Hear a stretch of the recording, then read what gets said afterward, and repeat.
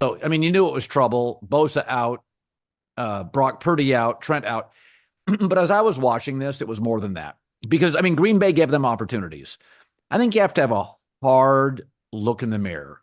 And it's hard in the NFL when you still have really good people in the locker room. I think this franchise needs a complete reboot. If you look at the Detroits, the Green Bays, Buffalo, Kansas City, the Chargers are up and coming. San Francisco is like an old fighter, John. They're like an old boxer. Last year, they were hanging on, had one last good fight. Stop drafting receivers, rebuild the O lines and D lines. Bosa's hurt, Kittle's hurt, McCaffrey's hurt. You know this organization well, but listen, Green Bay was going to win this game. You could tell 2 series in. I think San Francisco has to hyper aggressively reboot the franchise. Well, it's tough when you're paying all these guys all this money. They've recently invested. I think the best thing that could happen to them, because they're not making the playoffs, keep losing these games. I said it, today was not a great day for Dallas. Like, they're not going to the playoffs. You win, it ruins your draft position. If you're the 49ers, you want to be drafting 7th, not 15th, right? Because we know quarterbacks usually go, and that gives you an opportunity to get one of the best players on the board. They play Buffalo next week. That's a loss. The Rams, they still play the Cardinals. Like, they could lose these games, and I would imagine they do. So, I mean, I think you're looking at best a 7-win team, and I think right now, not winning maybe one more game the rest of the season. This Purdy thing, it was well reported today, like they're not even sure what's going on. Bosa hurt one hip, then he hurt another. Trent's just a weathered, older player. This team, you know what they need? They kind of need to get bounced in the first round. Or, I mean, not even make it to the first round of the playoffs and get extra time off and get to reset. It happened to the Warriors. Remember, they had 2020 was really rough couple years. Then they were fresh, then they won a championship. Well, remember, the Niners' last Super Bowl loss went 6-10, were injury ravaged. So to me, the best, easiest way for them to get players, they're not going to have a lot of cap space because of all the big cap, hits they have with players, is to have like the 8th pick in the draft. Because it's not just the first round, it's every round. And they've proven to be able to draft really well in the 4th, 5th, 6th round. When you're drafting in the top 10, there aren't really many excuses to miss like when they're drafting in the late 20s. So I think the best case scenario, roll out the team they're rolling out, and their schedule's hard.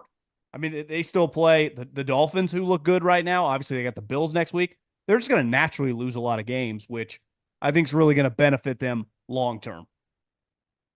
Well, it's interesting. I was watching Caleb Williams today, who was he's such a talented guy. Bo Nix looks fantastic. Jaden Daniels has hit the Cliff Kingsbury wall, around Thanksgiving. Even in college, his teams tended to swoon late.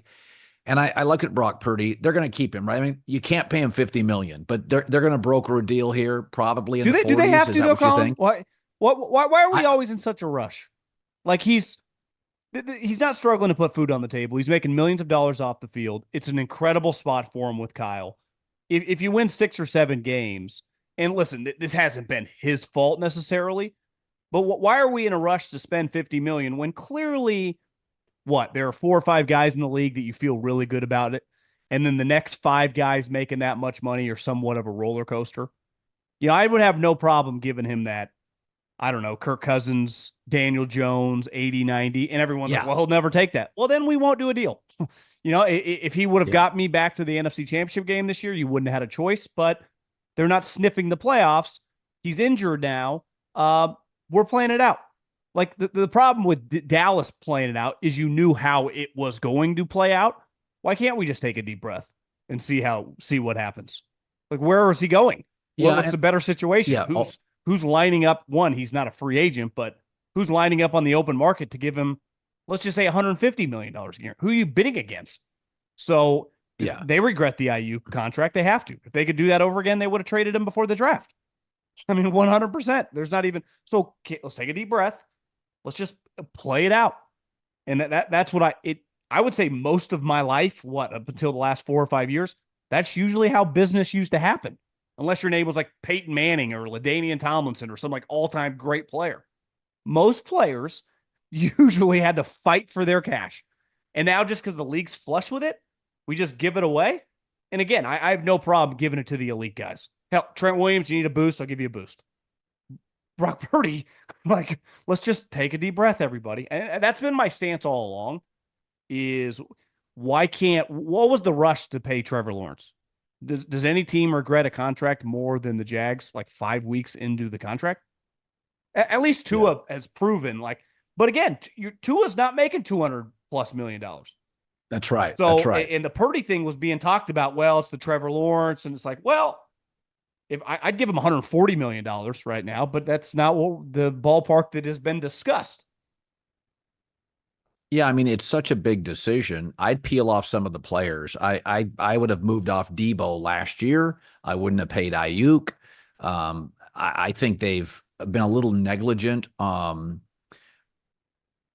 the offensive line. They've attacked the defensive line. I think they've been a bit negligent on the offensive line. Colin, they're I not just don't. negligent. They've been Kyle and the offensive line coach have been open about their philosophical belief of skill players are more important than offensive linemen.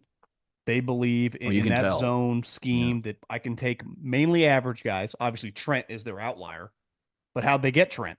They got him for a third round pick, right? And the only reason he didn't go to Minnesota, who was offering way more, is he refused to go there because he wanted to play for his guy Kyle.